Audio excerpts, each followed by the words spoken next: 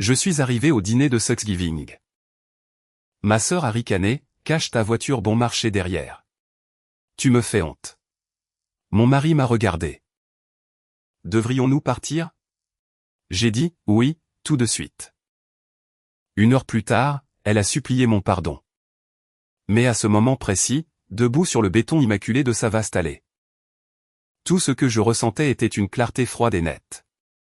Le genre de clarté qui ne vient que lorsqu'une vie entière de manque de respect se cristallise finalement en une vérité indéniable. Vous ne pouvez pas acheter l'amour, et vous ne pouvez certainement pas financer le respect. L'air était vif cet après-midi de novembre. Il portait la faible odeur de fumée de bois et de dinde rôtie des maisons voisines. C'était une banlieue aisée. Le genre de quartier où chaque pelouse est entretenue jusqu'à une nuance de vert violente. Même à la fin de l'automne, et où chaque allée présente au moins un véhicule de luxe importé. Nous venions juste d'arriver. Je portais mes lourdes bottes de travail.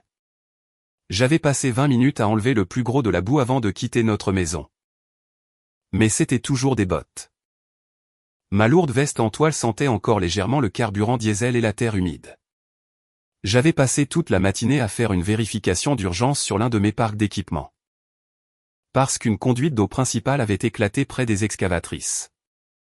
Bowen, mon mari, était assis à côté de moi dans le camion. Il offrait cette présence calme et constante qui m'avait sauvé la raison plus de fois que je ne pourrais jamais compter. Il a coupé le contact. Et le moteur massif de mon camion Ford personnalisé s'est tu dans un grondement. Nous sommes restés assis là 1 seconde. Nous avons tous les deux regardé la tentaculaire ferme moderne que ma sœur appelait sa maison. C'était immense. Elle avait un revêtement blanc. Des garnitures noires et d'énormes baies vitrées qui semblaient appartenir à une couverture de magazine. C'était une maison construite sur la vanité. Nous étions à peine sortis de notre camion et avions posé les pieds sur l'allée immaculée quand la porte d'entrée de la maison s'est ouverte. Sutton, ma sœur cadette, est sortie en marchant d'un pas décidé. Elle ne souriait pas. Il n'y avait aucune chaleur dans ses yeux. Elle portait un pull en cachemire de couleur crème qui coûtait probablement plus cher que le loyer mensuel de certaines personnes. Ses cheveux étaient coiffés en ces vagues naturelles qui prennent 3 heures épuisantes dans un salon haut de gamme à réaliser. Elle n'a pas dit joyeux Thanksgiving. Elle n'a pas demandé comment s'était passé le trajet. Elle n'a même pas reconnu Bowen qui se tenait juste à côté de moi, tenant une boîte de tartes artisanales. Ses yeux se sont tournés nerveusement vers l'énorme bail vitré de son salon. J'ai suivi son regard. À travers le verre épais, je pouvais voir Corliss, sa belle-mère.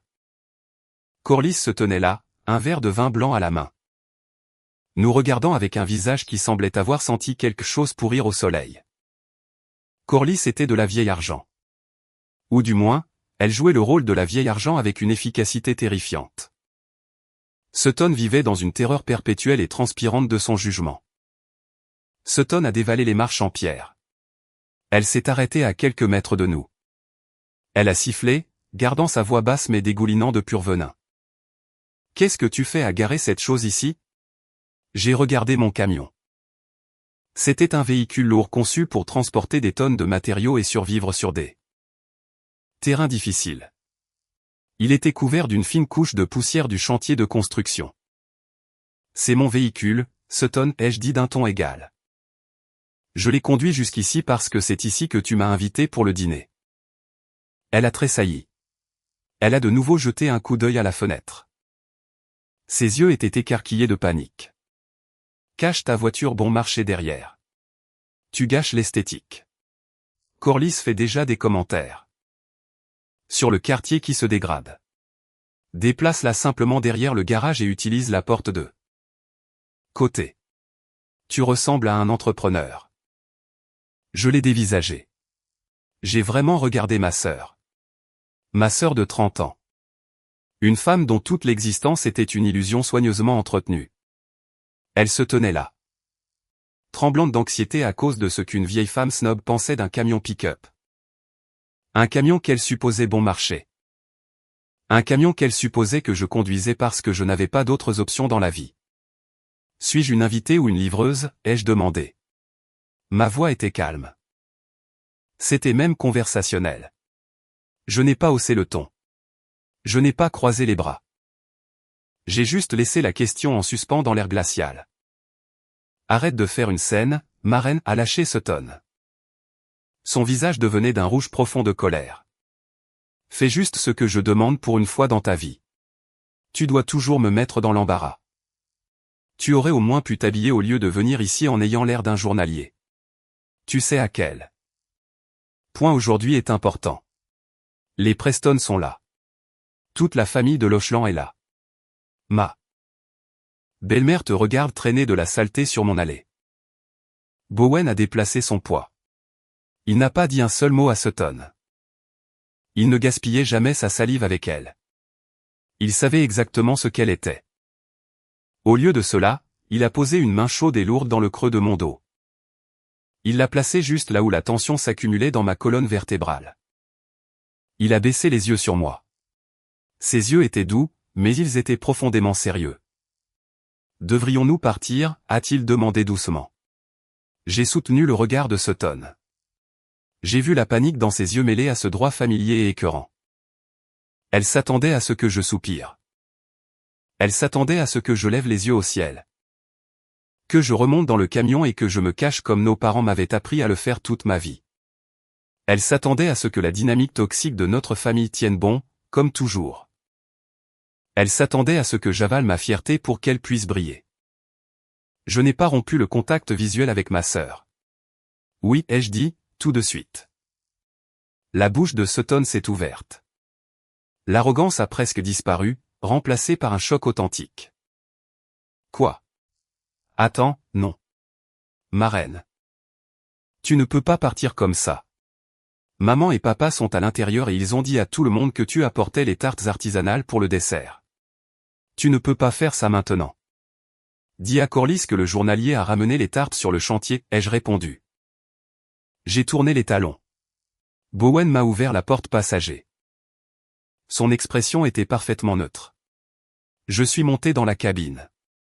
La lourde porte s'est refermée avec un bruit métallique satisfaisant qui a résonné dans la rue calme. Et riche. Bowen s'est mis au volant. Il a démarré le moteur massif, son rugissement étouffant tout ce que Sutton essayait de nous crier. Il a passé la marche arrière. Alors que nous sortions de l'allée, j'ai regardé Sutton se tenir là. Ses bras étaient étroitement croisés sur son cachemire cher. Son visage était un masque d'indignation furieuse. Elle marmonnait quelque chose. Répétant probablement le récit de victime qu'elle allait raconter à nos parents et à sa belle famille à l'intérieur de la maison. Elle pensait que je faisais juste un caprice. Elle pensait que je me calmerais et que je reviendrais en rampant avec un texto d'excuses avant minuit. Suppliant son pardon pour que la famille puisse avoir la paix. Mais Sutton ne savait pas que quitter son allée n'était pas une retraite. C'était un avis d'expulsion. Elle venait de couper sa propre bouée de sauvetage et le compte à rebours avait déjà commencé. Réaliserait-elle la profondeur de son erreur avant que toute la fondation de sa fosse vie s'effondre en poussière? Le trajet de retour vers notre côté de la ville était calme, mais il n'était pas lourd. Le chauffage du camion bourdonnait bruyamment, soufflant de l'air chaud sur mes mains froides. Le martèlement rythmique des pneus massifs roulant sur l'asphalte ressemblait à un métronome.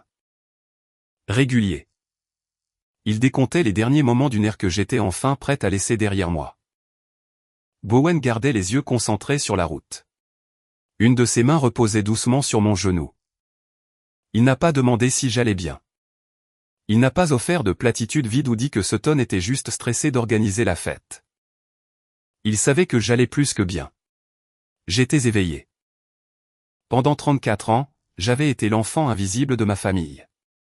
J'étais le bouc émissaire.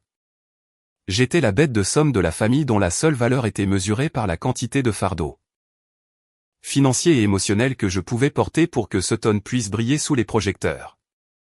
Assise sur le siège passager, regardant le ciel gris de l'après-midi à travers le pare-brise. J'ai ouvert les portes de mon propre musée personnel de la douleur. J'ai laissé les souvenirs m'envahir. Ce n'étaient plus des blessures fraîches qui me donnaient envie de pleurer. C'étaient des preuves froides et dures. La pièce à conviction se trouvait tout au fond de mon esprit. Un souvenir si clair qu'il avait encore le goût de cendre amère. J'avais 18 ans. J'avais eu 3 emplois à temps partiel tout au long de mes études secondaires. J'ai servi des tables, j'ai donné des cours particuliers et j'ai travaillé dans une quincaillerie. J'ai économisé chaque dollar que j'ai gagné sur un compte dont ma mère était cosignataire parce que j'étais mineur quand je l'ai ouvert. Je voulais étudier le génie civil dans une bonne université d'État. J'avais la lettre d'acceptation fièrement posée sur mon bureau. Un après-midi.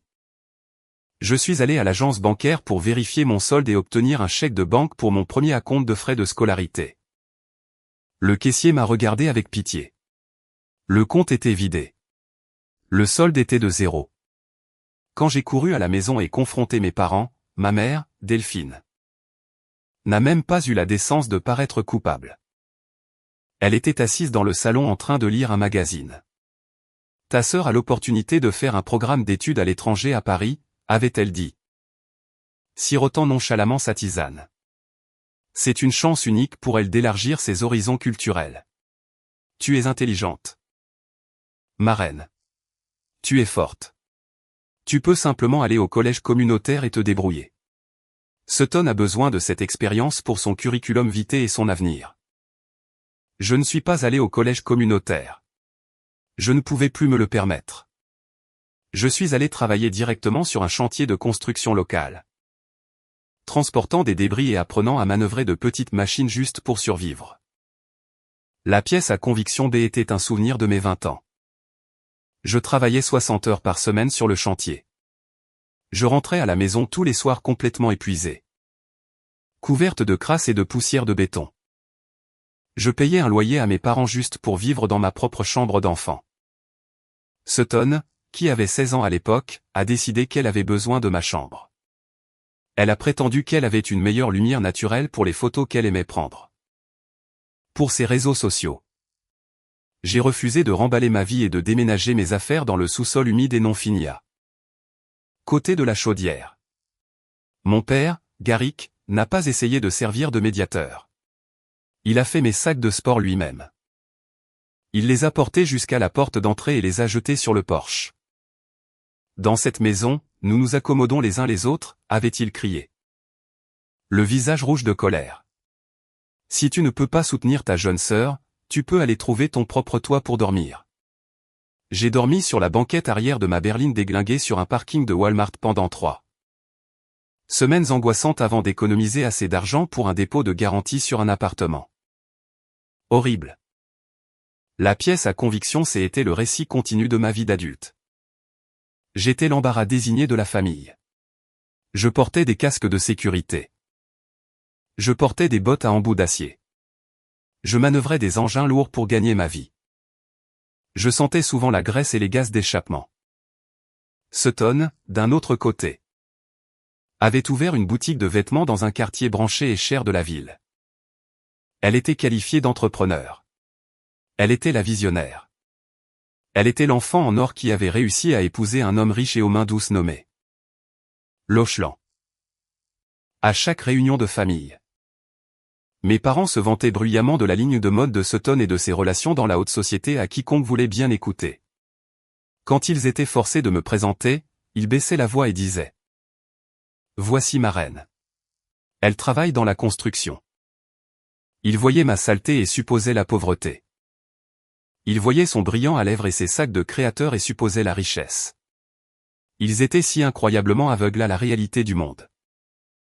Ce qu'aucun d'eux ne savait. Ce que j'avais gardé caché par un désir tordu d'être laissé tranquille et d'éviter leur cupidité implacable. C'était la vérité sur ma saleté.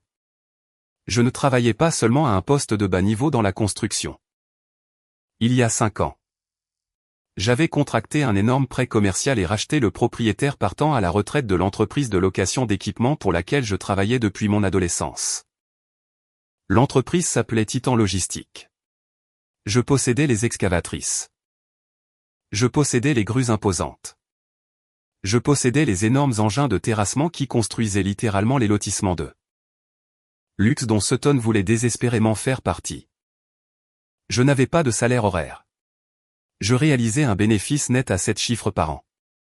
Le camion bon marché dont Sutton venait de se moquer était un véhicule lourd commandé sur mesure. Il était équipé d'une suspension renforcée, d'un ensemble de remorquage hautement spécialisé et d'un intérieur personnalisé. Il coûtait 120 000 $.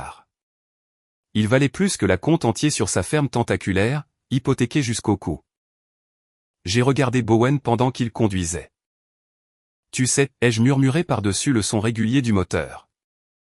Je pensais vraiment que si je restais silencieuse, si je l'aidais financièrement quand elle pleurait, elle finirait par grandir et me traiter comme un être humain. Bowen a de nouveau serré mon genou. Les parasites ne grandissent pas, ma reine, dit-il doucement, sa voix perçant le silence de la cabine. Ils deviennent juste plus affamés. Il avait raison. J'avais passé des années à essayer d'acheter la paix que je n'avais jamais eue en grandissant. Je les avais laissés me diminuer parce que c'était plus facile que de mener une guerre tous les jours. Mais en regardant les arbres de la banlieue défiler par la fenêtre, j'ai réalisé que le vrai coût de cette paix était ma propre dignité. J'avais fini de payer pour ça. Mais jusqu'où la pourriture financière allait-elle vraiment? Et qu'arriverait-il à son monde parfait quand je fermerais enfin le robinet? Notre maison était petite. C'était un bungalow du milieu du siècle magnifiquement rénové, niché dans un quartier calme et plus ancien bordé de chênes massifs. Il n'avait pas de grand hall en marbre ni de garage pour 3 voitures à montrer aux voisins. Mais il était entièrement payé en espèces et il était à nous. C'était notre sanctuaire. Au moment où nous avons franchi la lourde porte d'entrée en bois, l'odeur familière et réconfortante de bois de cèdre et de vieux livres nous a accueillis. On s'y sentait en sécurité. C'était incroyablement calme. Un contraste saisissant avec le bruit toxique que nous venions de fuir. Je vais commencer à préparer le dîner, a dit Bowen. Il a pris ma lourde veste en toile de mes épaules et l'a accrochée soigneusement au crochet en fer, près de la porte. Des sandwichs au fromage grillé et une soupe de tomates chaudes, ça te va pour une fête gâchée? Ça a l'air parfait, ai-je répondu, lui offrant un petit sourire sincère. Pendant qu'il se dirigeait vers la cuisine, je suis allé dans mon bureau à domicile. C'était une pièce simple et fonctionnelle. Elle était dominée par un grand bureau en acajou et plusieurs moniteurs haute résolution. Je me suis assise dans mon fauteuil ergonomique en cuir. J'ai réveillé mon système informatique et j'ai ouvert mon tableau de bord financier principal. Les chiffres brillaient sur l'écran. Des chiffres solides, sûrs, massifs qui représentaient des années de sang, de sueur et de risques stratégiques. Il y a 3 ans, Sutton m'avait appelé tard dans la nuit, en larmes. Sa boutique avait du mal à rester à flot. Les parents de la clan, qui étaient généralement heureux de jeter de l'argent sur leur fils, les avaient temporairement coupés pour leur donner une leçon sur l'indépendance financière. Sutton était désespérée. Elle m'a dit qu'elle avait besoin d'un filet de sécurité juste pour les urgences absolues. Elle a juré qu'il ne serait utilisé que pour les courses de base, l'essence pour sa voiture et les articles de survie de base pour garder les lumières allumées chez elle.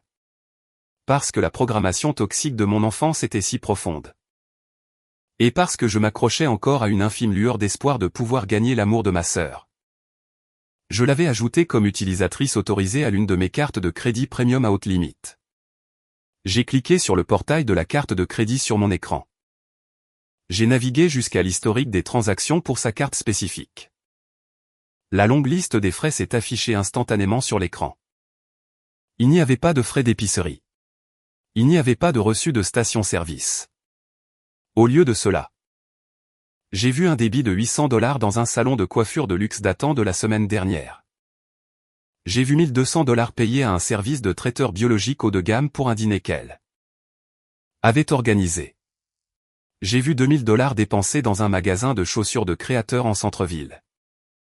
Elle retirait en moyenne 4000 $ chaque mois de mon compte. Chaque mois, je payais tranquillement le solde en totalité, me disant que ce n'était qu'une phase temporaire. Je me disais que le payer tenait mes parents à distance et les empêchait de m'appeler pour me culpabiliser sur le fait que ma sœur mourait de faim. Elle portait littéralement la sueur de mon dur labeur à ses pieds tout en me regardant de haut sur son allée. Mais cette carte de crédit n'était même pas le plus grand secret que je gardais. J'ai minimisé la fenêtre du navigateur et ouvert un dossier crypté séparé sur mon bureau intitulé participations immobilières. À l'intérieur de ce dossier se trouvait un contrat de bail commercial. Il y a 2 ans, Sutton avait été sur le point de perdre sa boutique. Son entreprise échouait lamentablement. Le propriétaire l'expulsait pour non-paiement. Miraculeusement, une société écran était intervenue à la dernière minute. Avait acheté tout l'immeuble commercial et lui avait offert un tout nouveau bail avec une période de grâce incroyable. Ils lui ont donné 24 mois de loyer gratuit pour aider une entreprise locale en difficulté à se remettre sur pied. Sutton s'en était vanté pendant des semaines. Elle se vantait de la façon dont son brillant sens des affaires avait tellement impressionné les nouveaux investisseurs qu'ils voulaient la sponsoriser. Mes parents avaient même organisé un somptueux dîner pour célébrer ses compétences de négociation. Génial. La société écran était la mienne.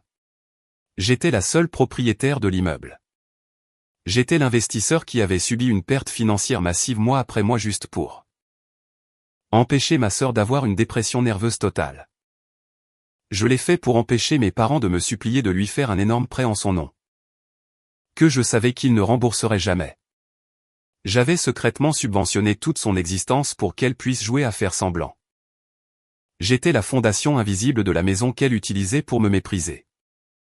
J'ai fixé l'écran de l'ordinateur. Le curseur numérique planait juste au-dessus du menu des paramètres du compte. Soudain, mon téléphone a vibré violemment sur le bureau en bois. C'était un message texte de Sutton. Tu as tout gâché. Maman est dans la cuisine en train de pleurer. Corliss pense que notre famille est de la pure camelote parce que tu es partie comme une folle. Tu dois appeler et t'excuser tous deux. Suite. Et tu dois promettre de payer pour les arrangements floraux coûteux pour le gala de Noël pour compenser ce désastre. Elle n'était pas désolée. Elle ne réfléchissait pas à son comportement. Elle était seulement en colère que son accessoire préféré ait quitté la scène et l'ait embarrassée. Devant son public. Je n'ai pas répondu au texto. J'ai déplacé la souris de l'ordinateur. D'abord, la carte de crédit. J'ai navigué jusqu'à l'onglet des utilisateurs autorisés. Le nom complet de Sutton était là, l'air arrogant même en texte numérique standard. J'ai cliqué sur le bouton rouge intitulé Utilisateur.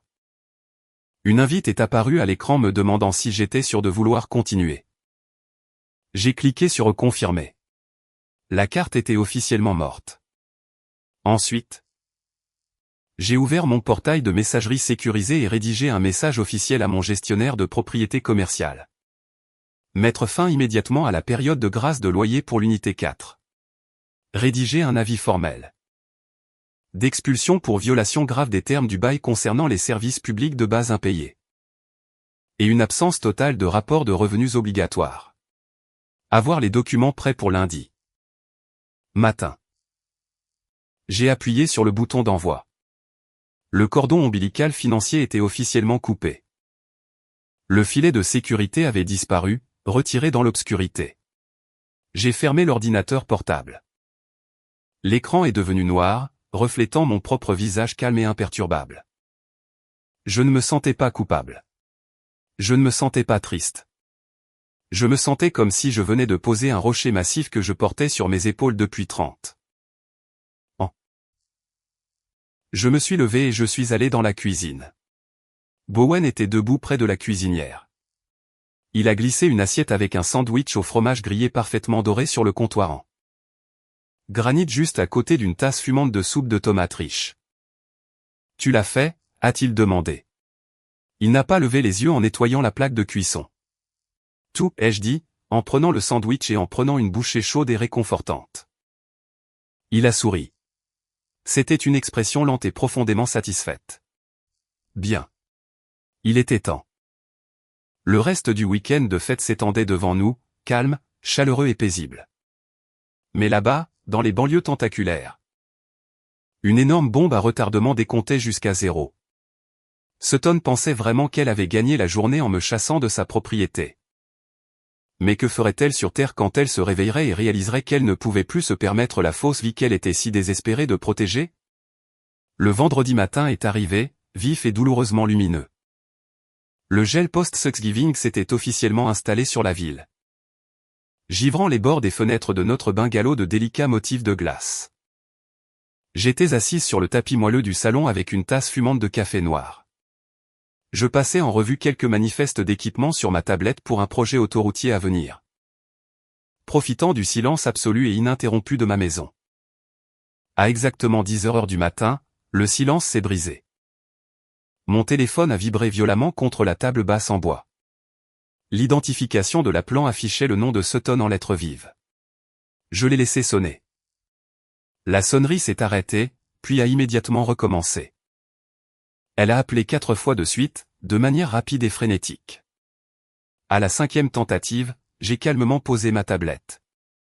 Fait glisser mon doigt sur l'écran de verre et porté le téléphone à mon oreille. Je n'ai pas dit bonjour. Je suis juste resté assise et j'ai écouté le chaos. Ma reine, que se passe-t-il avec la carte bleue, a crié Sutton au téléphone. Sa voix était dangereusement aiguë, à la limite d'un sanglot hystérique. En arrière-plan, je pouvais entendre le bruit ambiant indubitable d'un grand magasin de luxe. J'entendais la musique de jazz douce et sophistiquée diffusée par les haut-parleurs. Le bavardage poli des acheteurs fortunés et le bip sec des caisses enregistreuses. C'était le Black Friday. C'était le jour saint pour les personnes qui avaient désespérément besoin d'acheter des choses dont elles n'avaient pas besoin pour impressionner des gens qu'elles n'aimaient même pas. Que veux-tu dire, ai-je demandé. Ma voix était plate et totalement dépourvue de toute sympathie ou préoccupation. Je suis à la caisse de la boutique Chanel, a-t-elle sifflé. Elle essayait clairement de baisser la voix pour éviter une scène. Mais échouait lamentablement sous le poids écrasant de sa panique. Corliss est juste à côté de moi. Nous sommes dans cette file depuis 10 minutes. La caissière n'arrête pas de passer la carte dans la machine. Et elle est refusée à chaque fois. L'écran affiche le non autorisé. Tu dois appeler le service des fraudes de la banque tout de suite et régler ça. Fais-le tout de suite. Ma reine. Je ne plaisante pas. J'ai pris une lente et délibérée gorgée de mon café. L'image qui se jouait dans mon esprit était glorieuse. Sutton, serrant un sac à main en cuir pour lequel elle n'avait jamais gagné un seul centime. Transpirant sous l'éclairage dur et impitoyable de la boutique. Pendant ce temps, Corliss, la belle-mère riche qu'elle vénérait pratiquement, se tenait là. Regardant sa fausse richesse s'évaporer à la caisse. Il n'y a pas d'alerte à la fraude sur le compte, Sutton, ai-je dit doucement. Alors pourquoi ça ne marche pas, a-t-elle exigé, sa voix se brisant. Répare ça. Corliss me regarde fixement. La caissière me regarde comme si j'étais une sorte de criminel essayant de monter une arnaque. Tu fais ça exprès parce que tu as piqué une crise hier. Chez moi. Arrête d'être si mesquine et réactive la carte immédiatement. Je ne suis pas mesquine, ai-je répondu, en regardant le givre sur la fenêtre. La carte ne fonctionne pas parce que je me suis connecté au portail et que je t'ai retiré en temps qu'utilisatrice autorisée. Je l'ai fait hier soir. La ligne téléphonique est devenue complètement silencieuse. Pendant 3 secondes complètes.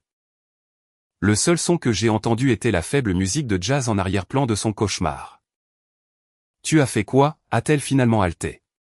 L'air semblait s'échapper de ses poumons. Tu as annulé ma carte. Es-tu folle? J'ai pour $3000 de marchandises sur ce comptoir en verre. En ce moment. Ta carte, Sutton, les jeux corrigés doucement. La traitant comme une enfant qui a échoué à un test de mathématiques de base. Ce n'a jamais été ta carte. C'était ma carte. C'est ma limite de crédit. Et oui. Ton accès est annulé de façon permanente. Ma reine. Tu ne peux pas me faire ça. Tu dois la réactiver. Juste pour aujourd'hui. S'il te plaît. Je jure que je te rembourserai chaque centime. A-t-elle plaidé? L'arrogance s'est soudainement fissurée. Révélant le noyau désespéré et creux sous son extérieur en cachemire. Si je quitte cette caisse sans rien acheter. Corliss le saura. Elle posera des questions. Elle saura que nous sommes fauchés. Ça ressemble à un problème qui te concerne, ai-je dit, en changeant de position sur le tapis. Tu es une entrepreneur à succès. Tu te souviens? Tu as cette boutique florissante en centre-ville. Utilise simplement ton propre argent pour acheter les sacs. Ou peut-être demande à Corliss de t'avancer l'argent. Je suis sûr qu'elle serait ravie d'aider sa belle-fille préférée. Tu es une personne diabolique et vengeresse, a-t-elle craché. Sa voix tremblait de rage pure maintenant. Tu as planifié ça. Tu es venu chez moi hier juste pour gâcher ma fête. Et puis tu fais ça aujourd'hui pour m'humilier en public. Tu m'as dit de cacher ma voiture bon marché derrière parce que j'étais un embarras pour ton esthétique. Lui ai-je rappelé, mon ton tombant à un murmure froid. Je me retire simplement de ta vie. Exactement comme tu l'as demandé. Si ma présence physique est un embarras, alors mon argent devrait aussi être un embarras. Passe un bon moment au centre commercial, Sutton. J'ai raccroché le téléphone.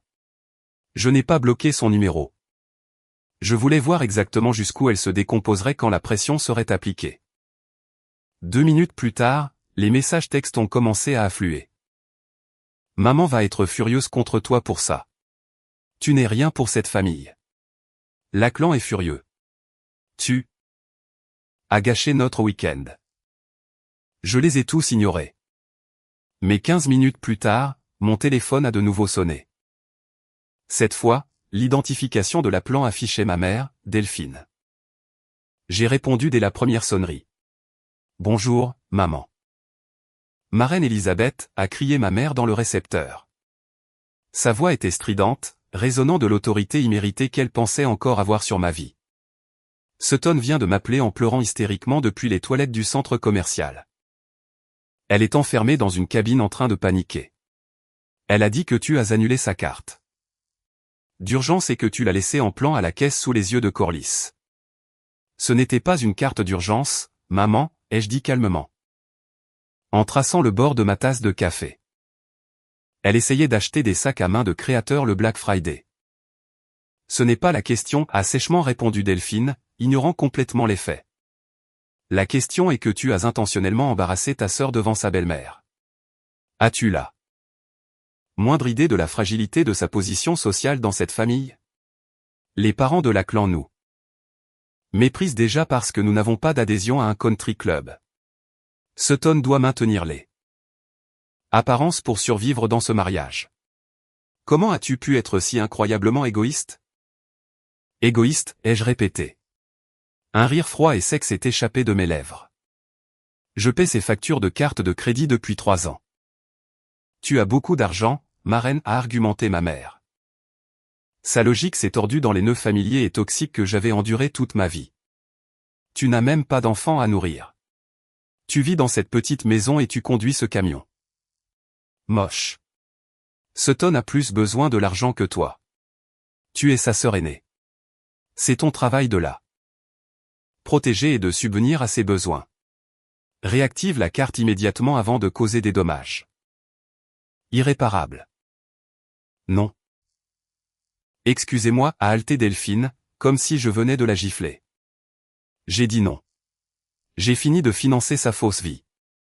J'ai fini d'être la banque pour une famille qui me traite comme de la saleté sous leurs chaussures. Si elle veut maintenir les apparences, elle peut trouver un travail qui paie réellement un salaire.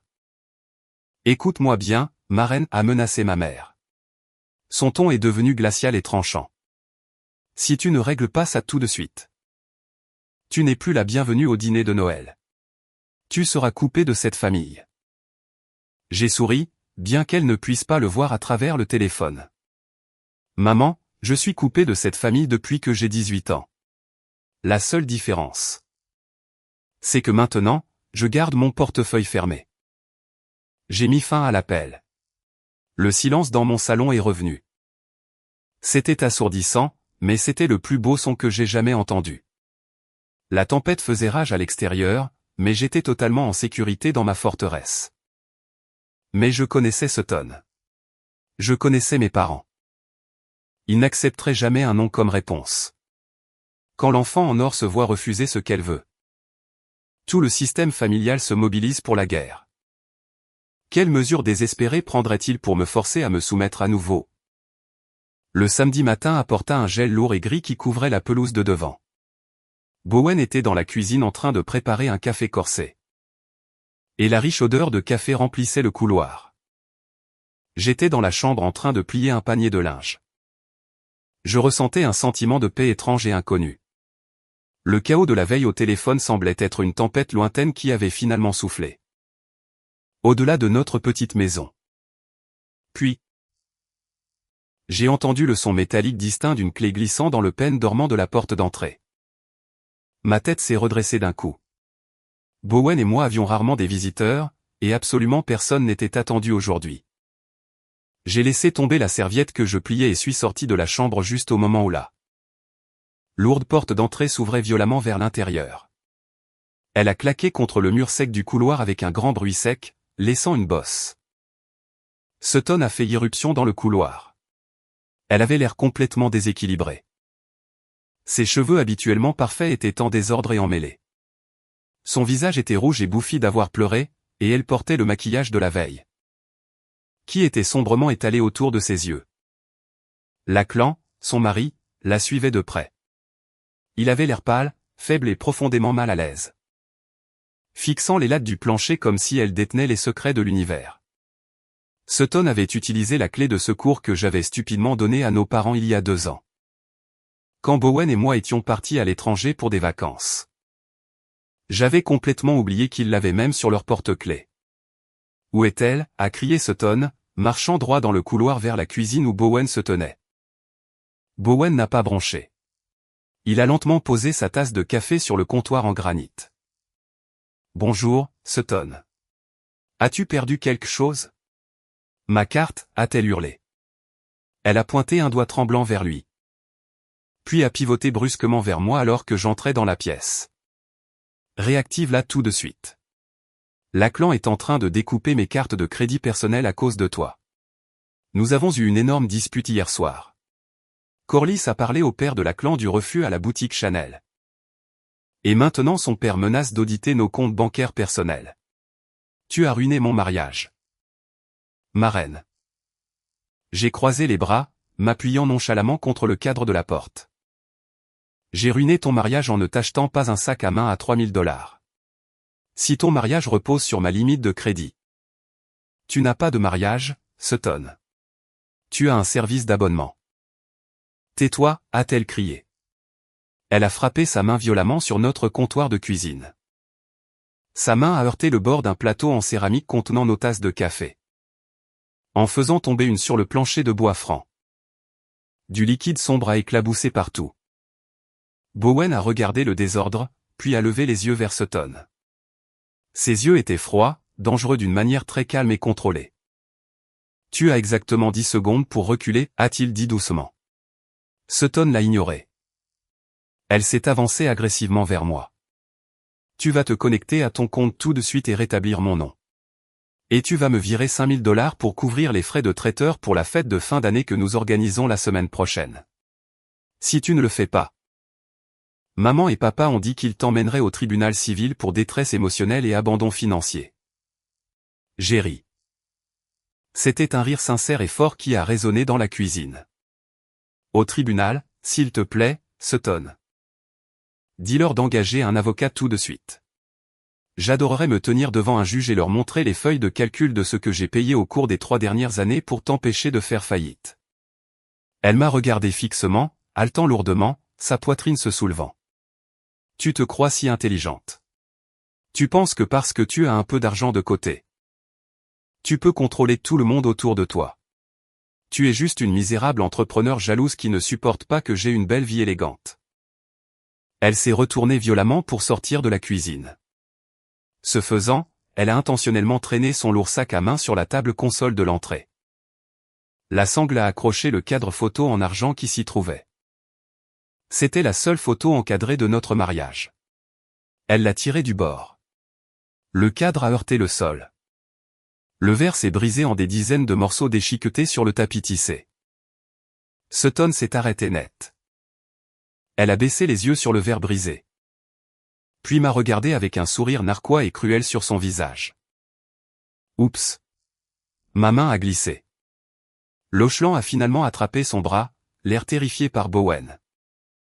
Sutton, arrête ça. Allons-y. C'est de la folie. Nous ne devrions pas être ici. Il l'a tiré vers la porte d'entrée. Je n'ai pas crié. Je n'ai pas pleuré pour le cadre brisé. Je suis juste resté là et je l'ai regardé partir. Avant qu'elle ne franchisse le seuil pour partir, j'ai parlé. Laisse la clé sur la table, Sutton.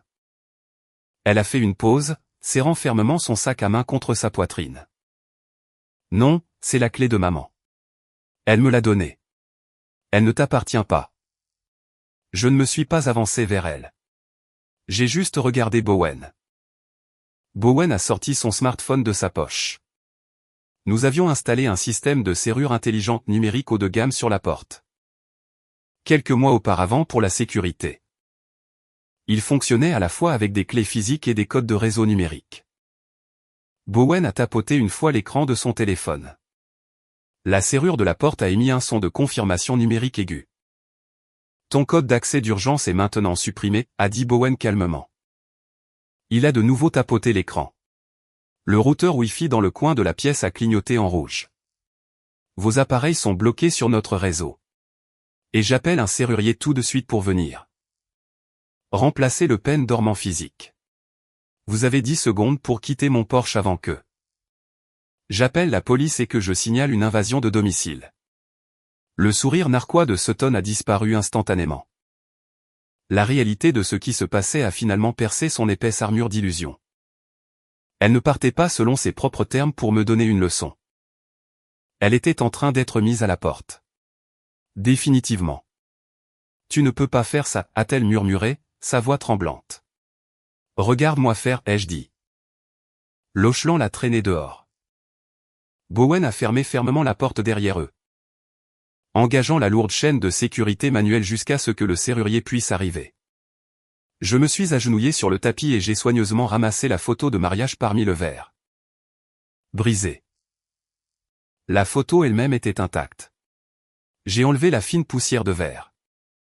Ils ont franchi une ligne majeure aujourd'hui, a dit doucement Bowen, s'agenouillant à côté de moi pour balayer les éclats avec ses mains. J'ai regardé le verre brisé, sentant une résolution froide et inébranlable se durcir dans ma poitrine. Oui, ils l'ont fait. Et maintenant, je vais franchir la mienne. Combien de dommages collatéraux se produiraient lorsque je déchaînerais enfin tout le poids, sans aucune atténuation, de mon pouvoir financier contre la famille qui m'avait saigné à blanc? Le lundi matin est arrivé. La ville à l'extérieur bougeait à son rythme habituel, frénétique et bruyant. Mais à l'intérieur du bureau d'angle en hauteur de Théier, mon avocat en succession et gestionnaire de biens commerciaux, l'air était calme, clinique et parfaitement silencieux. J'étais assise dans un fauteuil en cuir moelleux en face de son immense bureau en chêne. Théier était un homme vif et calculateur d'une quarantaine d'années. C'était quelqu'un qui comprenait les mécanismes brutaux de la richesse mieux que quiconque que je connaissais. Au fil des ans, il m'avait regardé siphonner discrètement des sommes massives vers ma famille. Il m'avait déconseillé de le faire à plusieurs reprises, m'avertissant que c'était un investissement toxique. Mais il avait toujours respecté mes instructions finales. Aujourd'hui, mes instructions étaient entièrement différentes. Théier a versé 2 tasses de café noir d'une cafetière à piston en verre et m'en a tendu une. Il s'est assis, a joint ses doigts et m'a regardé par-dessus le bord de ses lunettes à monture argentée. J'ai reçu ton courriel ce week-end, ma reine, a-t-il dit. Sa voix était douce et prudente, évaluant mon humeur. Tu veux mettre fin à la période de grâce de loyer pour l'unité 4, la boutique. Oui, ai-je dit, en prenant une gorgée du café amer. Théier s'est penché en arrière dans son fauteuil.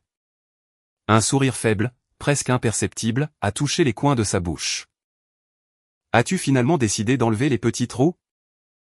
J'enlève le vélo entier, Théier. Je la veux hors de cet immeuble. Il a ouvert un épais dossier sur son bureau, parcourant un document juridique. L'accord de la société Écran est en béton. Elle a signé un bail commercial reconnaissant que la période de grâce de 24 mois était strictement conditionnée au maintien de la propriété et à la fourniture de rapports de revenus trimestriels pour prouver la viabilité de l'entreprise. Elle n'a pas fourni un seul rapport financier en 2 ans. Et elle a 3 mois de retard sur les frais de service public de base qu'elle était légalement tenue de payer. Nous avons des motifs juridiques absolus et indéniables pour une résiliation de bail et une expulsion immédiate. Rédige les papiers, ai-je dit. Je veux qu'ils lui soient signifiés. Pas envoyés par la poste. Je veux qu'un huissier de justice agréé les lui remette en personne au magasin. Considère que c'est fait, a-t-il noté, griffonnant une note sur un bloc-notes jaune. La valeur du loyer impayé pour ces 24 mois. Basé sur le taux de marché premium actuel pour cet espace commercial spécifique. Est d'environ 120 000 $. Nous pouvons la poursuivre pour les arriérés de loyer au tribunal civil si tu veux écraser ses finances. J'ai regardé par la fenêtre du sol au plafond la ligne d'horizon tentaculaire de la ville.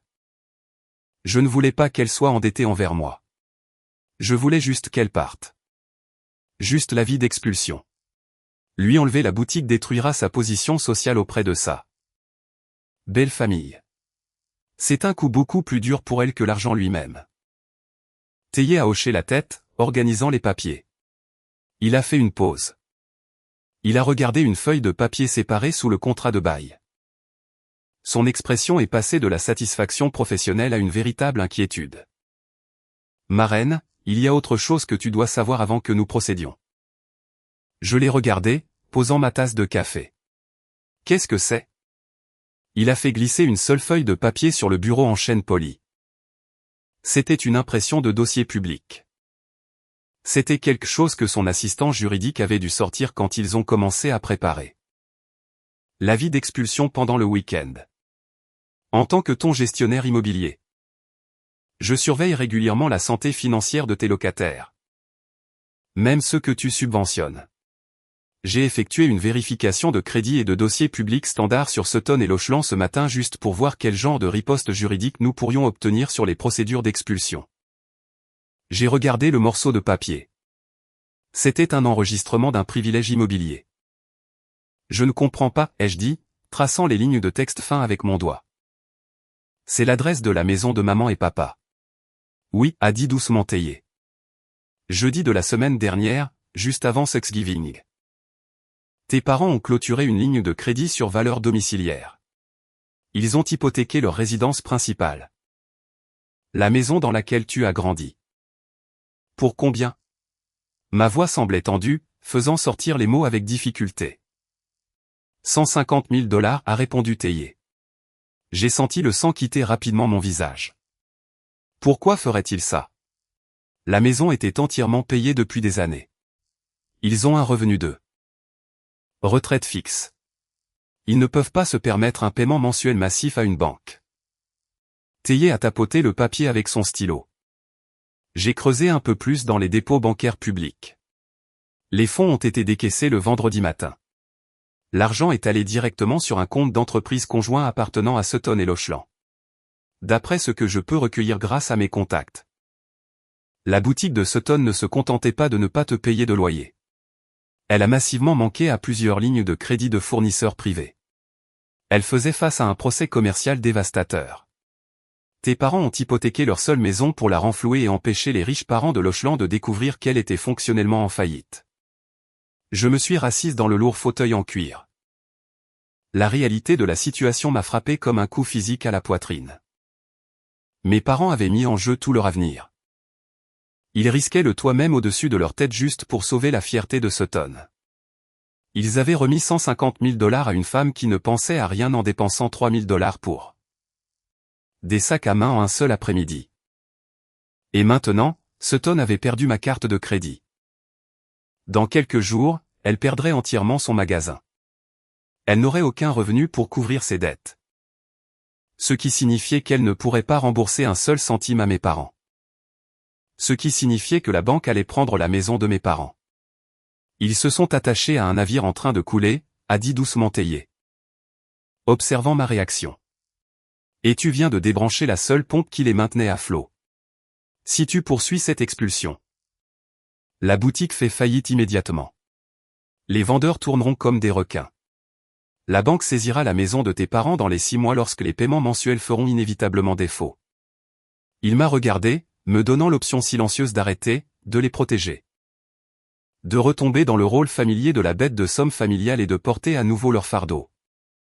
J'ai regardé le morceau de papier sur le bureau. J'ai pensé à mon père jetant mes sacs sur le porche glacial quand j'avais 20 ans. J'ai pensé à ma mère m'appelant une journalière. J'ai pensé à Sutton brisant ma photo de mariage et se moquant de mon camion. Signifier l'expulsion, ai-je dit, ma voix aussi froide que la glace. Laissez le navire couler. Théier a hoché la tête. Il a fermé le dossier manie d'un claquement sec et décisif. La machine était en marche. Il n'y avait plus moyen de l'arrêter maintenant.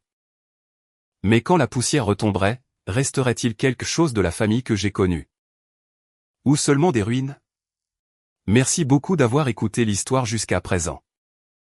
Si vous appréciez ce drame, veuillez cliquer sur le bouton j'aime et vous abonner à la chaîne pour ne pas manquer la conclusion explosive. Le mardi soir est arrivé avec une immobilité étrange et lourde. J'étais assise à l'îlot de ma cuisine en train d'examiner quelques plans pour une nouvelle installation de stockage lorsque l'écran de mon téléphone s'est allumé. Ce n'était pas un message texte. C'était une notification de Facebook. Je vérifiais rarement les réseaux sociaux, mais ma cousine m'avait identifié dans une publication. J'ai tapoté l'écran et ouvert l'application. La publication venait de Sutton.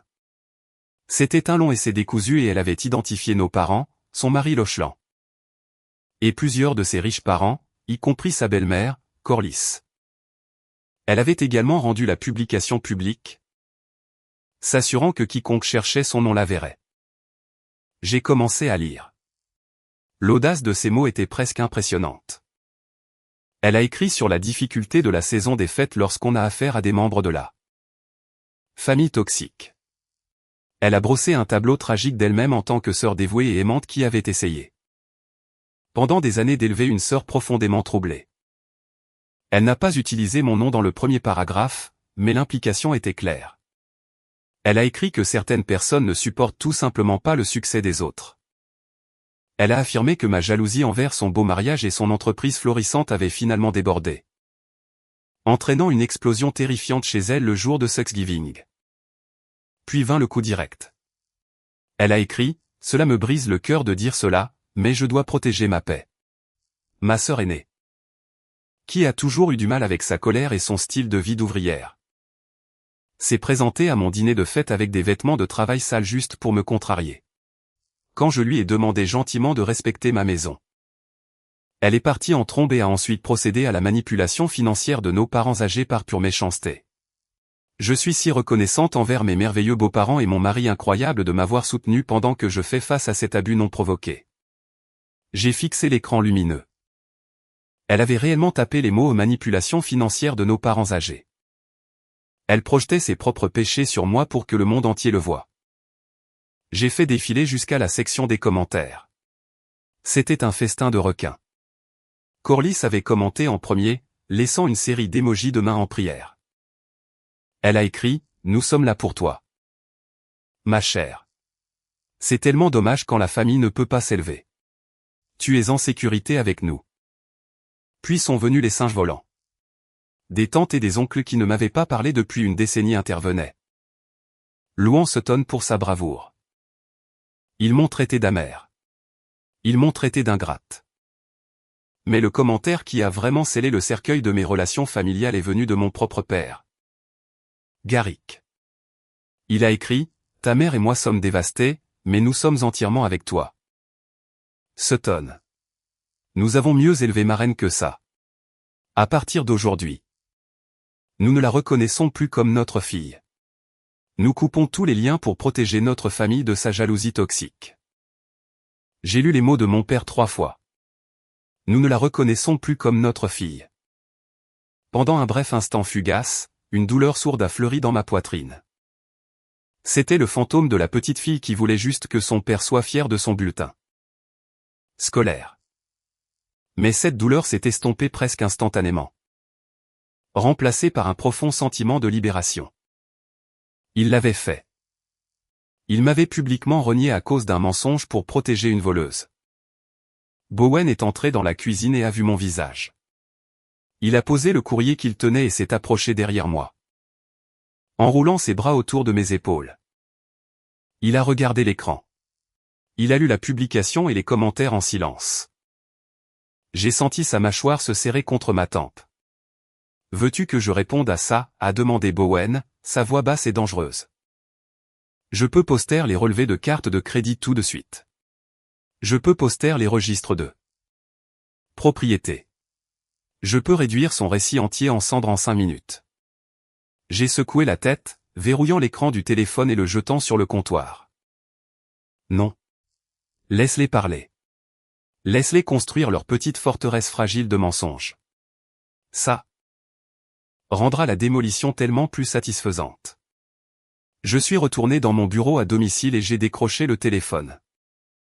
J'ai composé la ligne directe de Théier. Il a répondu à la deuxième sonnerie, l'air bien réveillé malgré l'heure tardive. Théier, ai-je dit, ma voix stable et résolue. J'ai vu la publication sur les réseaux sociaux, Marraine, a-t-il dit doucement. Mon assistant juridique l'a signalé. Je suis désolé qu'il te fasse ça. Ne sois pas désolé, ai-je répondu. Les papiers d'expulsion sont-ils prêts? Signé.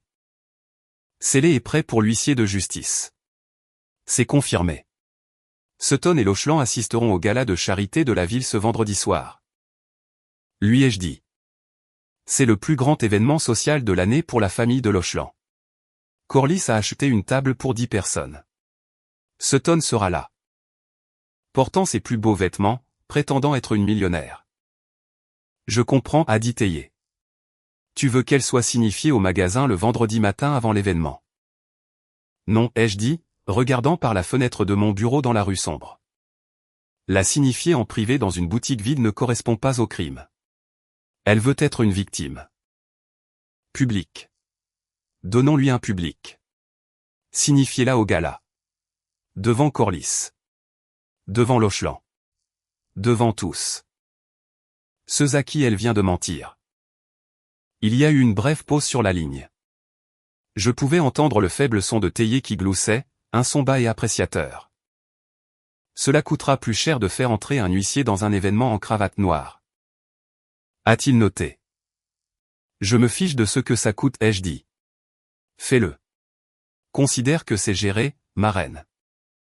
Passe une bonne soirée. J'ai raccroché le téléphone. La campagne de dénigrement faisait rage en ligne. Mais je ne ressentais pas le besoin de me défendre. Un lion ne se retourne pas quand un petit chien aboie. Vendredi arrivait et la vérité allait les frapper avec la force d'un train de marchandises. Le vendredi soir est arrivé. Apportant avec lui un froid hivernal mordant et la promesse d'un chaos absolu. Le gala annuel de Charité City Hope était l'événement le plus exclusif de la saison. Il se tenait à l'hôtel Grand Plaza, un bâtiment imposant au centre du quartier financier. Les billets commençaient à $2000 par couvert. C'était le genre d'événement où la richesse générationnelle allait voir et être vue. Enveloppé de soie et dégoulinant de diamants. Sutton se vantait d'assister à ce gala depuis 6 mois. C'était son couronnement, sa preuve ultime qu'elle appartenait au monde de Corlys. Bowen et moi sommes arrivés à 8 heures. Nous sommes sortis de la voiture noire louée sous les flashs des photographes locaux. Je ne portais pas ma veste de travail en toile ni mes bottes à embout d'acier. Je portais une robe vert émeraude longue jusqu'au sol, parfaitement ajustée à ma silhouette. Bowen était à couper le souffle dans un smoking élégant et sur mesure. Nous avons dépassé les cordes de velours et sommes entrés dans la vaste et magnifique salle de bal. La salle était une mer de lustre en cristal. De centres de tables floraux imposants et de sculptures de glace. Un quatuor jouait doucement dans un coin. Des serveurs en gants blancs circulaient avec des plateaux de champagne cher. Il n'a pas fallu longtemps pour les repérer. Sutton se tenait près du centre de la pièce, tenant la cour près d'une des tables somptueuses. Elle portait une superbe robe argentée perlée qui épousait sa silhouette. Lachlan se tenait maladroitement à côté d'elle, l'air guindé dans son costume de location. Corlys était là aussi, paré de lourdes perles. Discutant avec un groupe de femmes plus âgées et d'allure distinguée. Bowen m'a tendu un verre d'eau pétillante. Allons dire bonjour, a-t-il murmuré, les yeux fixés sur ma sœur. Nous avons traversé la salle de bal d'un pas décidé. Alors que nous approchions de leur table, Sutton a tourné la tête. Ses yeux se sont posés sur moi, et j'ai vu la couleur quitter entièrement son visage. Sa mâchoire est littéralement tombée. Elle a regardé ma robe, le smoking de Bowen. Puis son expression s'est transformée en une pure et totale indignation. Elle a murmuré quelque chose frénétiquement à la clan, qui s'est tourné et nous a regardés avec des yeux larges et terrifiés. Sutton s'est éloigné de sa belle-mère, nous interceptant avant que nous puissions atteindre la table. « Qu'est-ce que tu fais ici ?» a sifflé Sutton. Sa voix était tremblante, essayant de garder un ton bas pour que les invités environnants n'entendent pas. J'ai pris une gorgée de mon eau. J'assiste à un gala de charité, Sutton. C'est un lieu magnifique, n'est-ce pas? Comment es-tu même entré? A-t-elle exigé.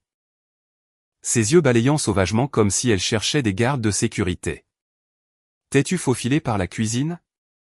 As-tu utilisé la porte de derrière? Les billets coûtent $2000 par personne. Tu ne peux pas te permettre d'être ici. Tu vas encore m'humilier. Tu dois faire demi-tour et sortir par la sortie de service tout de suite avant que Corliss ne te voie. Elle m'a déjà vu, ai-je souligné doucement. Sutton a jeté un coup d'œil par-dessus son épaule. Corliss nous regardait en effet, ses yeux plissés de confusion profonde et de dégoût. Sutton s'est retourné vers moi, sa respiration devenant courte et rapide. Ma reine. Je ne joue pas. Maman et papa ont hypothéqué leur maison pour m'aider à cause de ce que tu as fait. Je suis sous une pression immense ce soir. Tu n'as aucun droit d'être ici. Je n'ai pas demandé à maman et papa d'hypothéquer leur maison, ai-je dit? Gardant ma voix parfaitement égale. C'était un choix qu'ils ont fait. Tout comme les choix que tu as fait de me voler pendant 3 ans. Avant que Sutton ne puisse cracher une autre réponse venimeuse. Le son lourd d'un microphone qu'on tapote a résonné dans l'immense salle de bal. Le quatuor à cordes a cessé de jouer. La salle est tombée dans un silence poli alors que le maître de cérémonie montait sur le grand podium à l'avant de la salle. Mesdames et messieurs, a annoncé le MC, sa voix résonnant dans les haut-parleurs. Merci à tous pour votre incroyable générosité ce soir. Avant de commencer la vente aux enchères, nous devons prendre un moment pour honorer la fondation de cet événement. Sutton m'a regardé fixement, piégé par la convention sociale. Elle ne pouvait pas faire de scène pendant que le MC parlait, alors elle est restée là. Rayonnant de haine pure, attendant la fin du discours pour pouvoir me jeter dehors. Chaque année, a continué le MC. Nous comptons sur les contributions extraordinaires de nos partenaires corporatifs. Ce soir, nous sommes ravis de reconnaître notre sponsor de niveau diamant. Leur contribution massive a entièrement financé notre programme d'abri pour jeunes pour les 3 prochaines années. Un murmure poli d'applaudissements a parcouru la foule. Sutton a levé les yeux au ciel, clairement ennuyé, prenant une gorgée de son champagne. Veuillez porter votre attention sur la scène, a dit le MC. En désignant les écrans numériques massifs derrière lui. Applaudissons chaleureusement le président directeur général de Titan Logistique. Les écrans ont clignoté, affichant le logo industriel élégant et lourd de mon entreprise. Sutton a froncé les sourcils en regardant le logo. Elle ne le reconnaissait pas. Elle n'avait jamais pris la peine d'apprendre le nom de l'entreprise pour laquelle je travaillais. Pour elle, j'étais juste une entrepreneur qui jouait dans la saleté. Le MC a souri vivement, regardant directement dans la foule. Juste à l'endroit où Bowen et moi nous tenions. Je vous prie de vous joindre à moi pour accueillir notre sponsor diamant, Madame Marenet. Un projecteur brillant a soudainement balayé la salle de bal sombre. Traversant la foule et atterrissant carrément sur moi. La lumière blanche et vive a illuminé ma robe émeraude, faisant scintiller le tissu. Les applaudissements ont grandi, les gens se tournant sur leur siège pour me regarder. Sutton s'est figé. Son verre de champagne a glissé d'une fraction de pouce dans sa main. Elle a regardé la scène, puis m'a regardé, debout au centre du projecteur. Son cerveau luttait violemment pour traiter l'information. A-t-il juste dit ton nom, a-t-elle murmuré. Sa voix à peine audible par-dessus les applaudissements. J'ai tendu mon verre d'eau à Bowen. J'ai offert à Sutton un petit sourire poli. Excuse-moi Sutton. Je dois aller accepter mon prix. Essaie de ne pas te ridiculiser pendant que je suis sur scène. Je suis passé devant elle, la laissant debout dans l'obscurité alors que j'entrais dans la lumière. Je suis monté sur scène, j'ai serré la main du MC et j'ai souri pour les caméras. J'ai regardé la mer de visages riches. J'ai trouvé la table de Sutton. Corliss me regardait, la bouche légèrement ouverte. Lauchlan avait l'air sur le point de s'évanouir. Sutton est resté là. Regardant l'écran massif affichant mon nom au-dessus du titre de présidente directrice générale. L'illusion sur laquelle elle avait bâti toute sa vie était en train de se briser juste devant ses yeux. Mais la nuit était loin d'être terminée. Le véritable impact franchissait les portes d'entrée en ce moment même. Je suis descendu de la scène sous un chaleureux concert d'applaudissements. Plusieurs chefs d'entreprise importants m'ont arrêté pour me serrer la main et discuter de projets civiques à venir. J'ai souri, hoché la tête et me suis frayé un chemin à travers la foule vers Bowen. En approchant de notre place d'origine, j'ai vu Sutton. Elle se tenait exactement là où je l'avais laissée, enracinée au tapis. Lachlan s'était mis à ses côtés, lui serrant fermement le coude. Corliss avait également abandonné sa table et s'était approché. Son visage un mélange de confusion sévère et de colère montante. Quelle est la signification de cela, a exigé Corliss alors que je m'approchais. Elle m'a regardé de haut en bas. Observant la robe coûteuse et la réalité indéniable de ce qui venait de se passer sur scène. Sutton m'a dit que vous étiez une journalière en difficulté. Pourquoi vous appelle-t-il un sponsor? Diamant? J'ai regardé Corliss, en maintenant une attitude polie et professionnelle. Je possède une entreprise de location d'équipements lourds et de logistique. Corliss. Je la possède depuis 5 ans. Je m'excuse si Sutton vous a donné des informations incorrectes concernant ma carrière.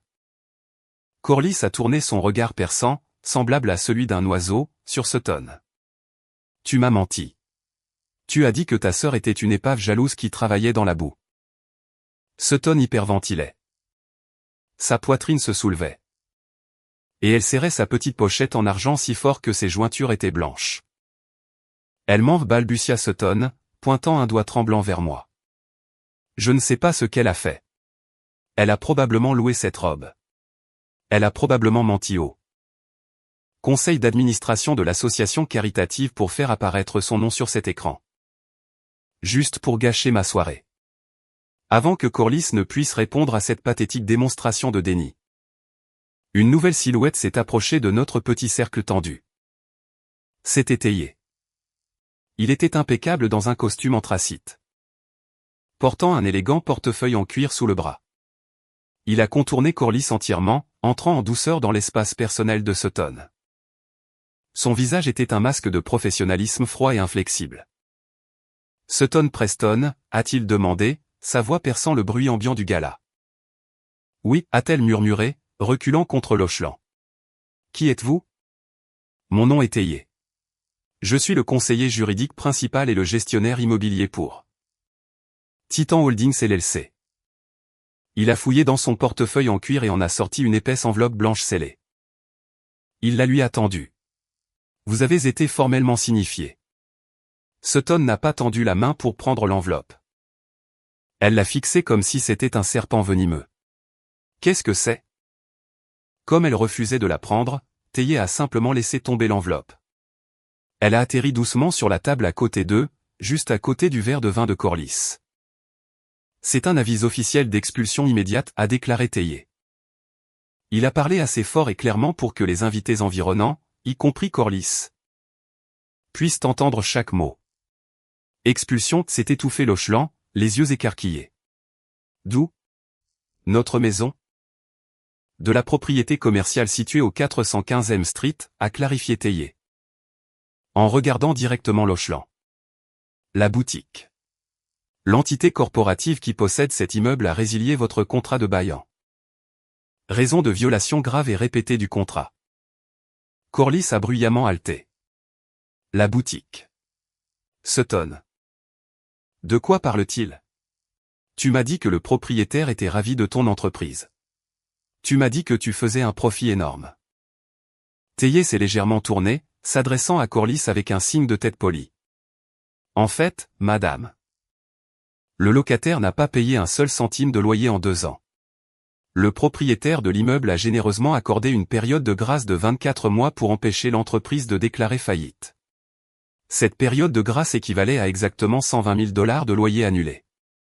$120 000, a répété Corliss, sa voix montant en ton. attirant les regards des tables voisines. Sutton avait l'air sur le point de vomir. Sa robe argentée semblait soudainement bon marché. Drapée sur une femme s'effondrant sous le poids de ses propres mensonges. Elle a regardé Théier, ses yeux le suppliant d'arrêter de parler. Qui a étouffé Sutton, des larmes coulant finalement sur ses cils et ruinant son maquillage. Qui possède l'immeuble? Théier a souri. Ce n'était pas un sourire aimable. Titan Holdings LLC est la division immobilière de Titan Logistique, a dit Théier doucement. La seule propriétaire et exploitante de cet immeuble se tient juste à côté de vous. Corliss a lentement tourné la tête et m'a regardé. Lachlan m'a regardé. Sutton m'a fixé, tout son corps tremblant violemment. Toi, a murmuré Sutton. Le mot sonnait comme des feuilles sèches raclant le pavé. Tu possèdes mon magasin. Tu étais mon propriétaire. J'étais votre propriétaire, les jeux corrigeaient doucement. Temps passé. Vous avez 48 heures pour vider votre inventaire de l'immeuble avant que les serrures ne soient changées et que la propriété restante ne soit saisie pour couvrir vos factures de services publics. Impayées. Tu ne peux pas faire ça, a pleuré Sutton, rompant enfin le protocole et élevant la voix. Tu ne peux pas prendre mon magasin. C'est tout ce que j'ai. Les parents de Lachlan vont nous couper les vivres. Ils l'ont déjà fait, a sèchement répliqué Corliss. Nous nous sommes tous tournés pour regarder la femme plus âgée. Le visage de Corliss était violet de rage. Elle a fusillé Sutton du regard avec un niveau de dégoût que je n'avais jamais vu auparavant. Toi, fraudeuse, a sifflé Corliss à Sutton. Tu t'es pavané dans mon cercle social en prétendant être une femme d'affaires à succès. Alors qu'en réalité tu es une mendiante en faillite vivant de la charité de la sœur que tu insultes constamment. Tu m'as embarrassé. Tu m'as fait passer pour une idiote devant mes amis. Corliss, s'il te plaît, a supplié Sutton, tendant la main. Ne me touche pas, a aboyé Corliss, en reculant. Elle a regardé Lachlan. Fais-la sortir de ma vue. Lachlan. J'appelle son père tout de suite. L'audit financier aura lieu demain matin. Et si je découvre qu'elle a touché à l'argent de notre famille pour financer ses délires? Je m'assurerai personnellement que tu sois rayé du trust. Corliss s'est retourné et est sorti de la salle de bal en trombe, laissant un sillage de silence stupéfait derrière elle. Lachlan a regardé sa femme. Il a regardé l'avis d'expulsion sur la table. Puis, sans dire un seul mot à Sutton, il s'est tourné et a marché rapidement vers la sortie, l'abandonnant au milieu de la salle bondée. Sutton est resté là, entièrement seul, entouré des personnes riches qu'elle avait désespérément essayé d'impressionner. Ils la regardaient tous, chuchotant derrière leurs mains. La façade était entièrement détruite. Elle m'a regardé, les larmes coulant sur son visage, sa poitrine se soulevant. Ma reine, s'il te plaît. Je suis désolé. Je t'en supplie. S'il te plaît. Pardonne-moi. Ne prends pas cette porte. Je n'ai plus rien. J'ai regardé ma sœur. Je n'ai ressenti aucune pitié. Je n'ai ressenti aucune culpabilité. Je me suis penché près d'elle, ma voix calme, mais assez tranchante pour couper du verre. Je suppose que tu devras utiliser la porte de derrière en sortant. Sutton. Tu gâches l'esthétique du gala. Je lui ai tourné le dos, j'ai pris le bras de Bowen et je suis parti, la laissant pleurer seule dans la lumière scintillante de la salle de bal. Les suites du gala de charité ont été rapides et totalement brutales. Je n'ai pas eu à lever un autre doigt. Les dominos que j'avais fait basculer ont simplement suivi leur cours naturel et dévastateur au cours du week-end. Le samedi après-midi, les rumeurs circulaient dans les cercles sociaux de la ville. Le dimanche matin, la réalité de la ruine financière de Sutton était un fait confirmé. Théier m'a appelé le dimanche soir pour me donner une mise à jour. Il semblait profondément satisfait. Lachlan a confronté Sutton quand ils sont finalement rentrés chez eux vendredi soir. A-t-il rapporté? Il a trouvé une pile de factures de fournisseurs cachées au fond de son placard. Elle doit environ 60 000 $ à divers fournisseurs de vêtements. Quand le père de Lachlan a lancé l'audit samedi, ils ont découvert que Sutton avait également maximisé 3 cartes de crédit secrètes au nom de Lachlan. Où est-elle maintenant, ai-je demandé, assise sur mon porche avec une tasse de thé. Expulsé, a dit simplement Théier. Corlys a exigé que la clan la chasse de la maison. Il a fait 2 valises de ses vêtements, les a laissées sur le porche et a changé les serrures. Elle séjourne actuellement dans la chambre d'amis de la maison de vos parents. J'ai fermé les yeux, en prenant une lente gorgée de mon thé. La collision inévitable avait finalement eu lieu. Sutton s'était réfugié auprès des seuls complices qui lui restaient. Mais cette fois, les complices se noyaient aussi. Le lundi matin, j'ai conduit mon camion lourd au siège principal de Titan Logistique. Mon entreprise n'était pas un petit bureau. C'était un complexe massif et tentaculaire situé à la périphérie industrielle de la ville. Nous avions un bâtiment administratif de 3 étages en verre et en acier, entouré d'hectares de terrain clôturé abritant des millions de dollars d'équipements lourds. Des grues s'élevaient dans le ciel. Et d'énormes excavatrices jaunes étaient alignées en rangées nettes et infinies. Je me suis garé à ma place réservée près des portes d'entrée. Je suis entré dans le hall animé et j'ai pris l'ascenseur jusqu'à mon bureau de direction au dernier étage. Je venais à peine de m'asseoir à mon bureau pour examiner les rapports du matin quand mon téléphone de bureau a sonné. C'était mon assistante de direction, Sarah. Mademoiselle, a dit Sarah, l'air un peu confuse. Il y a un homme plus âgé dans le hall qui demande à vous voir. Il dit qu'il est votre père. Il est très agité. Les gardes de sécurité demandent s'ils doivent l'escorter hors des locaux. J'ai fait une pause, regardant la lumière clignotante du téléphone. Garrick n'avait jamais visité mon lieu de travail. Il n'avait même jamais demandé où se trouvait mon bureau. Il devait avoir cherché l'adresse de l'entreprise sur les papiers d'expulsion qu'on leur avait signifiés. N'appelez pas la sécurité, ai-je dit. Faites-le monter au 3e étage. Mettez-le dans la grande salle de réunion en verre. Pas dans mon bureau personnel. Oui, madame. Je me suis levé, j'ai lissé mon blazer sur mesure et je suis sorti de mon bureau. J'ai descendu le couloir moquetté vers la grande salle de réunion. Les murs de la pièce étaient entièrement en verre insonorisé, donnant sur le parc d'équipements massifs en contrebas. J'ai vu mon père debout à l'intérieur de la pièce. Garrick regardait par la fenêtre en verre les hectares de machines. Il avait l'air petit. Il avait l'air incroyablement vieux.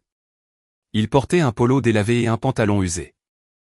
L'arrogance qu'il avait définie toute ma vie avait entièrement disparu, remplacée par une expression de pur choc, la mâchoire pendante.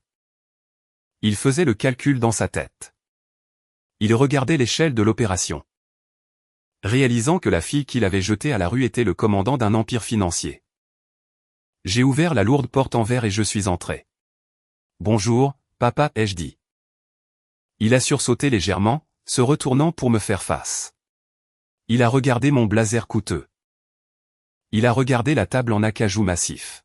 « Marraine » a-t-il soufflé, sa voix se brisant. « Tu possèdes tout ça ?» « Oui » ai-je dit, en prenant place à la tête de la table. J'ai désigné une chaise en face de moi. « Asseyez-vous. » Il ne s'est pas assis. Il s'est approché lentement de la table, s'appuyant lourdement sur le dossier d'un fauteuil en cuir. « Marraine, je ne savais pas. Nous ne savions pas. Vous ne vouliez pas savoir, l'ai-je corrigé doucement. Vous ne vouliez savoir que pour la boutique de Sutton. À ce propos, comment l'enfant en or s'adapte-t-elle à ces nouveaux arrangements de vie? Le visage de Garrick s'est décomposé. Le choc s'est estompé, remplacé par une panique brute et désespérée. « Marraine. S'il te plaît. Tu dois arrêter ça. Tu dois rappeler tes avocats. » Sutton est anéantie. Elle n'a pas arrêté de pleurer depuis 3 jours. La clan a demandé une séparation de corps. Ses fournisseurs menacent de la poursuivre en justice. « Et pourquoi es-tu ici, papa » ai-je demandé, me penchant en avant, posant mes coudes sur la table. « Tu as fait une publication publique sur Facebook déclarant que je n'étais plus ta fille. Tu m'as renié. Alors ? Pourquoi es-tu dans mon immeuble ?» Il a dégluti difficilement, les larmes montant à ses yeux vieillis. « Parce que la banque a appelé ce matin. » Je suis restée silencieuse, le laissant s'étouffer avec ses propres mots. « Nous avons contracté un prêt » a-t-il murmuré, fixant le sol. Une ligne de crédit sur valeur domiciliaire. 150 000 $.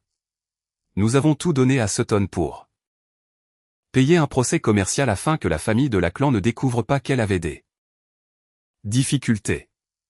Nous pensions qu'elle allait nous rembourser avec les bénéfices du magasin. Mais maintenant, le magasin a disparu. Elle n'a jamais fait de profit, papa, ai-je dit froidement. Elle utilisait mon argent pour payer ses cartes de crédit et mon immeuble pour prétendre qu'elle était une femme d'affaires. Il a levé les yeux vers moi, son visage tordu d'agonie. La banque exige un paiement mensuel massif sur le nouveau prêt. Nous ne pouvons pas nous le permettre avec notre pension de retraite. Si nous manquons les paiements, ils vont saisir. Ils vont prendre la maison, ma reine. Nous serons sans abri. Il s'est finalement effondré dans le fauteuil, enfouissant son visage dans ses mains rudes. Sanglotant bruyamment dans la salle de réunion vide. S'il te plaît, ma reine, a-t-il supplié à travers ses larmes. Tu as tellement d'argent. Regarde cet endroit. 150 000 $. Ce n'est rien pour toi. S'il te plaît. Rembourse juste le prêt. Sauve notre maison.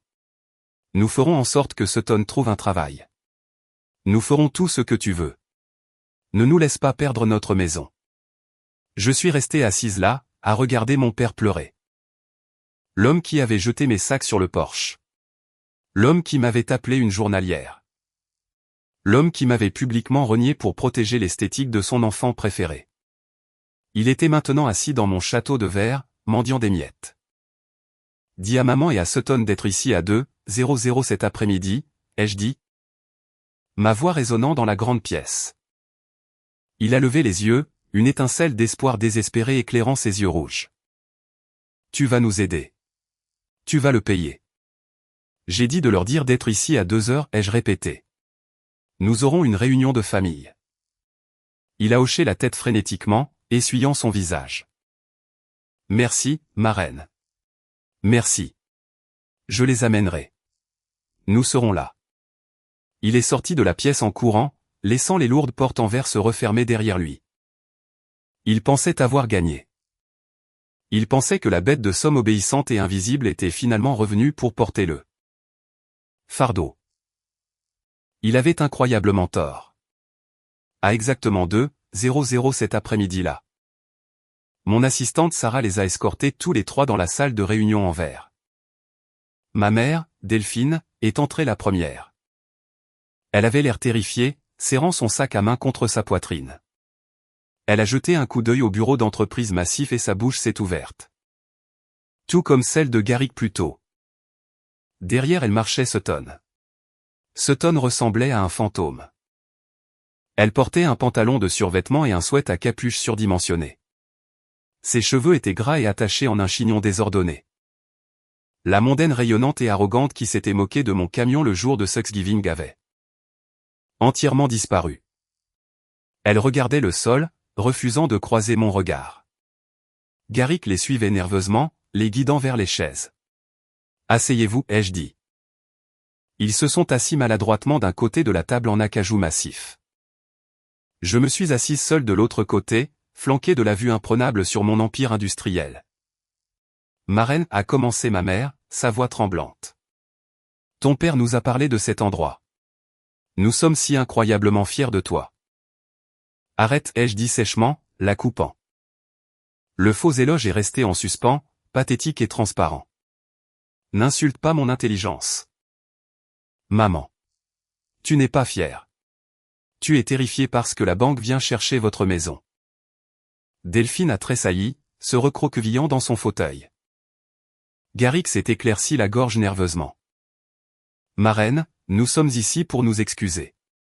Sutton veut s'excuser. Il a donné un coup de coude dur à Sutton. Sutton a lentement relevé la tête. Ses yeux étaient rouges et gonflés. Je suis désolé, ma reine, a-t-elle murmuré. Sa voix était rauque. Je suis désolé d'avoir pris ton argent. Je suis désolé pour le gala. S'il te plaît. Aide juste maman et papa. Ne les laisse pas perdre la maison à cause de moi. Je les ai regardés tous les trois. J'ai laissé le silence s'étirer, lourd et suffocant pendant 60 secondes complètes. Je voulais qu'ils sentent le poids de leur propre choix. Vous êtes resté là à regarder pendant que j'étais traité comme une servante dans ma propre famille. Ai-je dit, ma voix calme et résonnant d'une finalité absolue. Vous avez volé mon fonds d'études pour envoyer Sutton à Paris. Vous m'avez jeté hors de ma chambre. Pour que Sutton puisse avoir une meilleure lumière pour ses photos. Vous vous êtes moqué de ma carrière. Vous m'avez appelé une sale travailleuse. Vous vous êtes tenu dans une allée et m'avez dit de me cacher à l'arrière comme un chien errant. Ma reine, c'est du passé, appelé des garriques, saisissant le bord de la table. Nous avons fait des erreurs. Non, les jeux corrigés. Les erreurs sont accidentelles. Ce que vous avez fait était intentionnel. Vous avez choisi un enfant préféré. Et vous avez décidé que mon seul but était de lui servir de tremplin. Et quand j'ai finalement refusé d'être piétiné, vous m'avez publiquement renié sur Internet. Delphine a commencé à pleurer, se couvrant le visage de ses mains. Nous essayons juste de la protéger. Elle est si fragile. Elle n'est pas fragile, maman, ai-je rétorqué. C'est un parasite. Et c'est vous qui l'avez nourri. Je me suis levé, posant mes mains à plat sur le bois poli de la table. J'ai regardé directement dans les yeux désespérés de mon père. Vous avez contracté un prêt de 150 000 $ sur votre propre maison pour payer sa vanité. Vous avez parié tout votre avenir financier. Vos vies même? Sur une femme qui dépense 3 000 $ pour des sacs à main de créateurs pendant que son entreprise fait faillite. Vous avez placé votre pari. Et vous avez perdu. Ma reine, s'il te plaît, a sangloté Sutton, posant sa tête sur la table. Ils vont être sans abri. Je ne suis pas une station de sauvetage pour vos décisions insensées, ai-je déclaré fermement. Ignorant ses larmes. Je ne vais pas faire de chèque à la banque. Je n'achète pas leur maison. Je ne rembourse pas vos fournisseurs. Je ne vous sauve pas. Garrick s'est levé, sa chaise raclant bruyamment contre le sol. Ma reine. Tu ne peux pas faire ça. Nous sommes de ton sang. Nous sommes tes parents. Tu as des millions de dollars sur des comptes. Tu ne peux pas nous laisser tout perdre. Je l'ai déjà fait, ai-je répondu doucement. Vous m'avez perdu il y a des années. Vous ne vous en souciez simplement pas jusqu'à ce que vous manquiez d'argent. J'ai reculé de la table et me suis dirigé vers la porte en verre. La réunion est terminée, ai-je dit sans me retourner. Sarah validera votre parking en sortant. Ne me contactez plus. Je suis sorti de la salle de réunion et j'ai laissé la lourde porte en verre se refermer derrière moi. En descendant le couloir, je pouvais entendre les sons étouffés des gémissements de ma mère à l'intérieur de la pièce. Je ne me suis pas arrêté. Je ne me suis pas retourné. Je suis retourné dans mon bureau, je me suis assise à mon bureau et j'ai ouvert un nouveau dossier. La transaction était terminée. La limite était tracée à l'encre permanente. Au cours des mois suivants, les conséquences sont arrivées exactement comme Théier l'avait prédit. Sans mon renflouement financier, mes parents ont fait défaut sur le prêt immobilier lourd. La banque a saisi ma maison d'enfance. Ils ont été forcés de vendre la maison à une perte massive pour couvrir la dette restante. Et ils ont déménagé dans un appartement exigu de 2 chambres à la périphérie de la ville. Lochlan a finalisé le divorce. Il a laissé Sutton avec rien d'autre que ses dettes de fournisseurs. Sans sa boutique, sans ma carte de crédit et sans ses riches beaux-parents. Elle n'a eu d'autre choix que de faire face à la réalité. La dernière fois que j'ai entendu parler d'elle, elle avait trouvé un emploi de caissière dans un magasin de vêtements à bas prix. Scannant exactement les mêmes vêtements bon marché dont elle se moquait autrefois. Le château s'était entièrement effondré en poussière. Décembre est arrivé, couvrant la ville d'une épaisse et silencieuse couverture de neige blanche. L'énergie frénétique des fêtes a consumé le monde, mais à l'intérieur de ma maison, il n'y avait que la paix. Les années passées, j'aurais passé les semaines précédant Noël à m'épuiser. J'aurais acheté des cadeaux extravagants pour que Sutton les offre à la famille de Lochlan. Payer des arrangements floraux coûteux pour les fêtes de fin d'année de mes parents et redouter les insultes inévitables que je recevrais à table. Cette année, mon calendrier était entièrement vide. Mon téléphone ne sonnait pas pour des urgences. Mes comptes bancaires restaient pleins et sécurisés. Pour la semaine de Noël, Bowen et moi avons fait nos valises. Nous avons utilisé les fonds exacts que j'avais retirés du compte d'épargne secret que je détenais. Pour Sutton.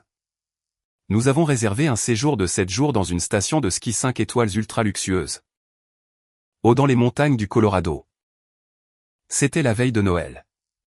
Nous étions assis sur le balcon privé de notre suite massive. L'air était glacial, mais nous étions enveloppés dans d'épaisses couvertures chauffantes. Un feu crépitait joyeusement dans la cheminée en pierre derrière nous. Le ciel était incroyablement clair, rempli d'étoiles brillantes et scintillantes. Et les sommets enneigés des montagnes rocheuses s'étendaient à l'infini devant nous.